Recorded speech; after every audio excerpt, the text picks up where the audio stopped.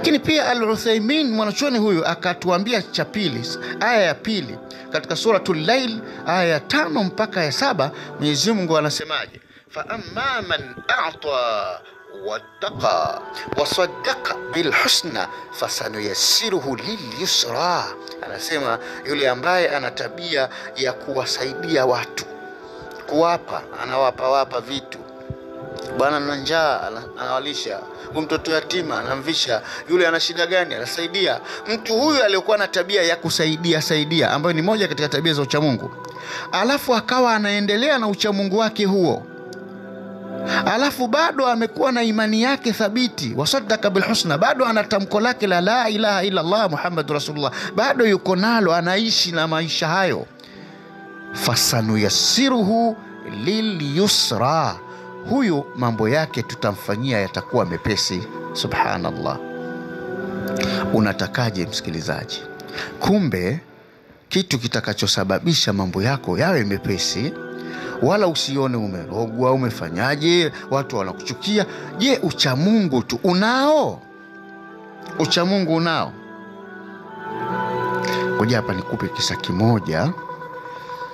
Naona muda unasogea kweli. Tumwangalie bingwa mmoja hivi.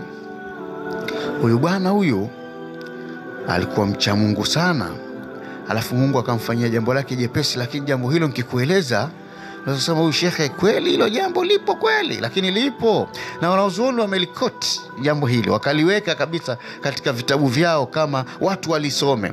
Alikuwepo bwana mmoja katika zama hizo za watu waliopita. Bwana huyu alikuwa mcha Mungu sana, lakini mbaya zaidi hakupata mke mwema sana. Hakuwa muasi kwamba labda anafanya zina, anafanya lakini hakuwa mwema sana. Unajua mwanamke anaweza akawa sio mwanamke mbaya katika machafu, lakini ulimi wake bwana, nidhamu yake ni ndogo, lakini wala hamuasi Mungu kwamba labda na mwanamume yule, hapana. Lakini tu ulimi, hawezi kuongea na wewe vizuri. Huyu bwana alipata mke wake, lakini mke wake yule hakuwa mcha Mungu sana, yani hakuwa na imani sana. Alikuwa na swali, na sote tuna swali, tunajua, lakini kule kupetiliza katika ucha Mungu, hapana. Huyu bwana alikuwa mcha Mungu sana, lakini siku moja alikwenda kama kawaida yake kuhangaika kazi yake. Yule bwana alikuwa anakata kuni hizi, alafu anawauzia watu, anapata riziki. Bwana yule akatembelewa na rafiki yake kuja kumuona. Akatoka mahala, kwa mfano hapa Dar es Salaam, unaelekea labda kwenda kumtembelea ndugu yako, labda Morogoro au Tanga, na kwenda kumtembelea. Alipofika akakutana na mkewe. Salamu alaikum. Wa alaikum salam. Hali yako? Nzuri. Haya, nimekuja zaira li akhi, nimekuja kumtembelea rafiki yangu kipenzi, na kama unavyofahamu zama hizo hakuna mawasiliano, maisha yalikuwa yanakwenda hivyo, mtu anakwenda bila taarifa. Sasa hivi dunia imekuwa ngumu sana, eti mpaka appointment ndio muone mtu, tatizo kubwa. Zamani alikuwa mtu anakwenda tu. Akaenda yule bwana akakutana na mkewe, na yule mke alipoulizwa mheshimiwa yuko wapi, akamjibu kwa lugha ambayo bwana yule ilimuhuzunisha sana.